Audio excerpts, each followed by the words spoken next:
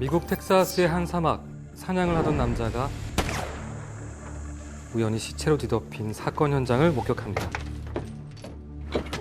I ain't got no water. 그리고 총상을 입은 생존자를 구하는 대신 거액의 돈가방을 챙겨서 그곳을 벗어나는데요. Llewellyn, what are you doing, baby? 생존자를 외면한 죄책감으로 다시 현장을 찾아가 보지만 돈을 노리는 괴함들의 충격을 받게 됩니다.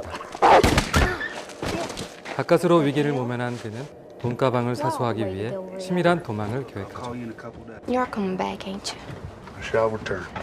하지만 빼앗긴 돈에 행방을 쏟는 또 한 사람이 있었습니다. 바로 희대의 살인마 안톤 시거였죠. 그의 추격과 동시에 뒤늦게 사건 해결에 나선 보안관까지 두 사람을 따라붙습니다. You think this boy Moss has got any notion of the sorts of sons of bitches that are hunting him? 쫓고 쫓기는 상황이 거듭되면서 무자비한 살인이 벌어지고 사건은 점점 커져만 갑니다. 과연 이들은 어떤 결말을 맞이하게 될까요? 제80회 아카데미 사관왕에 빛나는 코엔 형제의 선명한 인장, 더굿무비의 선택, 노인을 위한 나라는 없다.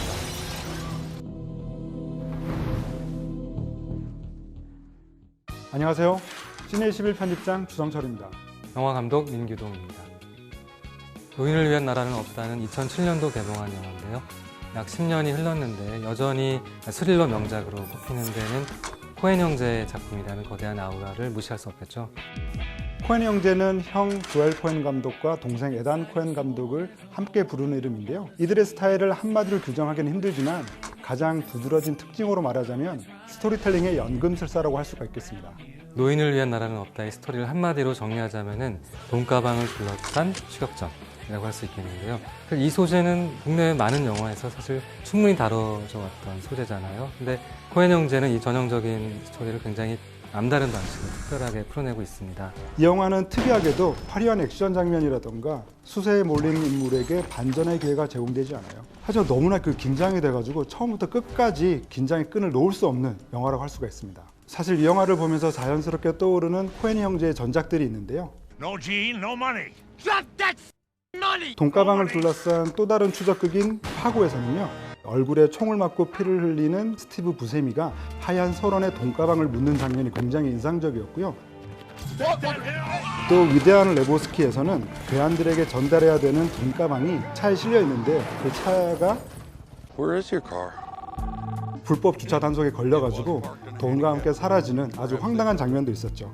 이렇게 노인을 위한 나라는 없다는 그 돈가방이라는 측면에서 코엔 형제의 전작들을 떠올리게 하는 순간들이 재밌었어요.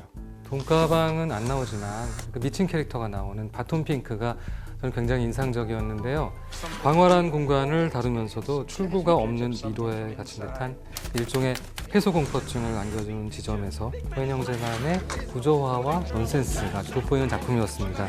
그런데요, 저도 여고 괴담 두 번째 이야기로 세계 최초로 공동 연출을 시도해봤었는데 공동 연출이 스태프들이나 배우들한테는 굉장히 많은 시간을 요하고 인내심을 요하는 효율이 좀 떨어지는 방식일 수 있습니다. 그래서 지속적으로 하는 경우가 굉장히 드물죠. 근데 코엔 형제는 연출, 각본, 제작, 편집 등 여러 영역들을 직접 하면서도 역할 분담을 굉장히 잘 해서 계속 지속적으로 공동 연출 작품을 만들어 오는 영리한 감독이라고 할 수 있겠습니다.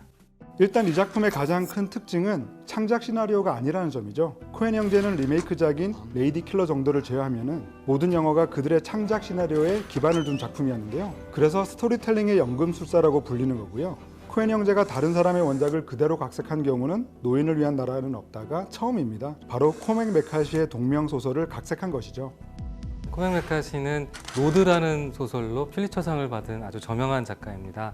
노인을 위한 나라는 없다. 이 소설은 굉장히 군더더기가 없고 깔끔하고 전개가 영화적이어서 영화 시나리오를 읽는 것 같은 느낌이 들었었습니다. 형 조엘이 인터뷰에서 참 재미난 얘기를 했어요. 나는 원작을 들고만 서 있었고 동생 에단은 키보드를 두드리기만 했다. 그런 표현을 쓰기도 했었는데요. 말하자면 플롯과 캐릭터를 새로 개발하기보다는 원작 그대로 영화하는 데 심혈을 기울였다는 그런 뜻이죠. 그래서 코엔 형제는 원작의 그 공간을 그대로 재현하기 위해서 텍사스 사막의 로케이션을 감행하고 또 캐스팅부터 배우들의 출신 지역을 따져가면서 굉장히 비슷하게 소설 분위기로 맞춰가면서 캐릭터를 구축했다고 합니다.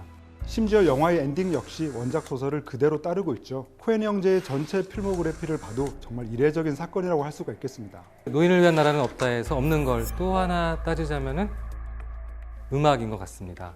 레이디 킬러나 모 형제의 어디에 있는가 등 코엔 형제의 전작을 살펴보면 음악의 활용이 굉장히 두드러집니다. 그런데 이 작품에서는 음악은 아예 없다고 해도 과언이 아닙니다. 근데 보통 스릴러 영화들은 음악에 굉장히 빚을 지게 돼 있잖아요. 음악을 없앴다는 것은 감독의 굉장한 결단력이 보이는 지점이 아닐까 이런 생각이 듭니다. 그 대신 음향 효과를 적극적으로 활용을 하고 있죠. 영화 초반 사막에서 들려오는 바람 소리, 수갑이 떨어지는 소리, 그리고 산소통의 격발 소리 등이 고요한 정막을 깨우면서 폭발적인 긴장감을 자아냅니다. 영화 속에서 극도의 공포심을 불러일으키는 장본인은 따로 있죠. 바로 잔혹한 살인마 안톤 시거를 연기한 배우 하비에르 바르뎀입니다. 남다른 헤어스타일, 무표정 속에 드러나는 서늘한 미소, 그리고 평범한 대화 속에서도 완벽한 살이를 표출하는 Can you get those chicken grates out of the bed? 잔혹한 캐릭터라고 할 수 있겠습니다.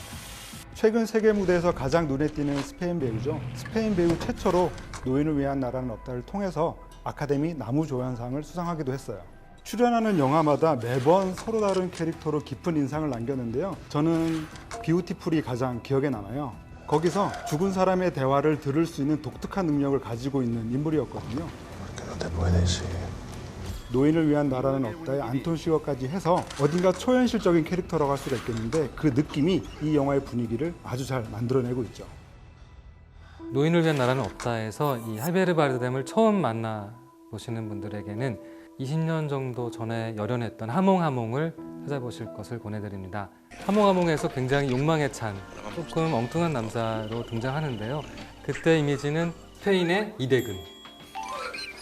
네, 그런 이미지였는데 지금 스페인의 송강호 이렇게 바뀐 거니까 느낌이 굉장히 달라졌죠. 네, 하지만 아무래도 노인을 위한 나라는 없다의 안톤 시거야말로 하비에르 바르뎀의 가장 인생 캐릭터가 아닐까 싶어요. 특히 살인마 안톤 시거가 총 대신 들고 다니는 산소통을 보고 있으면 아무도 경계를 하지 못하는 상태에서 극도의 불안과 공포를 선사했었죠. Will you hold still? 그 사람한테는 산소통으로 사람을 죽이는 것이나 문고리를 부수는 게 별로 달라 보이지 않았었습니다. 그 산소통이라는 무기는 정말 미션 임파서블의 첨단 무기들을 훨씬 뛰어넘는 강력한 무기로 보였습니다. 근데 이 영화를 본 사람이나 보지 않은 사람이나 똑같은 질문을 던지는데요. 제목이 왜 노인을 위한 나라는 없다일까? 이 질문입니다. 네, 그 해답은 보안관으로 열연을 한 토미 리 존스의 대사에서 찾아볼 수가 있겠는데요. Here last week they found this couple out in California. They rent out rooms to old people, kill them, bury them in the yard, cash their social security checks. But that's what it took, you notice. Get somebody's attention. 한때 미국에서 주도권을 가졌던 세대가 점점 잔인해져가는 세상 속에서 늙고 무기력한 패배자가 될 수밖에 없는 그런 현실을 그리고 있죠. 말하자면 이 영화의 제목은 돈이나 마약, 폭력 등에 무너져 내려가고 있는 젊은 세대들에 대한 서글픔이나 두려움을 잘 표현한 제목이고 코엔 형제가 소설을 영화화하면서 잘 드러내고 싶어 했던 디스토피아적 세계관이 잘 드러난 제목이 아닐까 생각됩니다.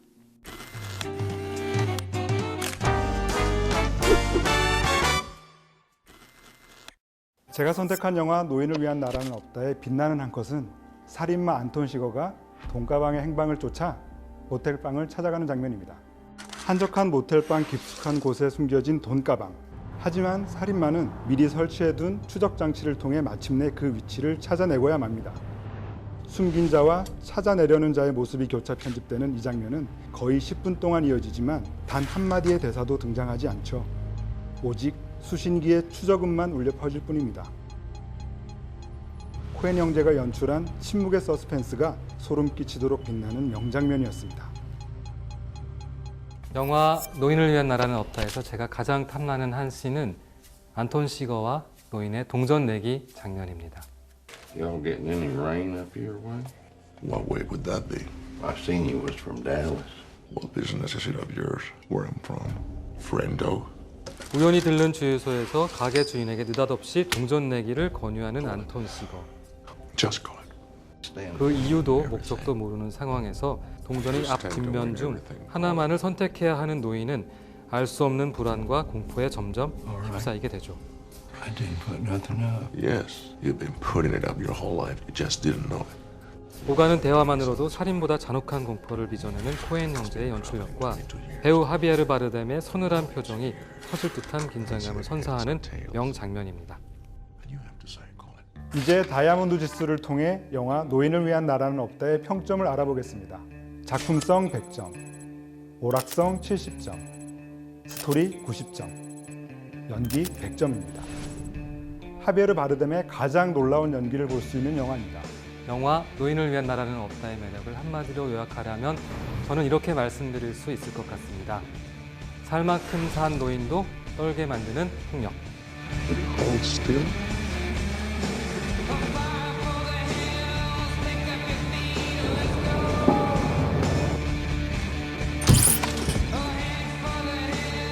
지금까지 저희의 시선으로 다채롭게 들려드린 이야기들을 떠올리시면서 채널 CGV에서 방송되는 영화 노인을 위한 나라는 없다. 함께 하시죠.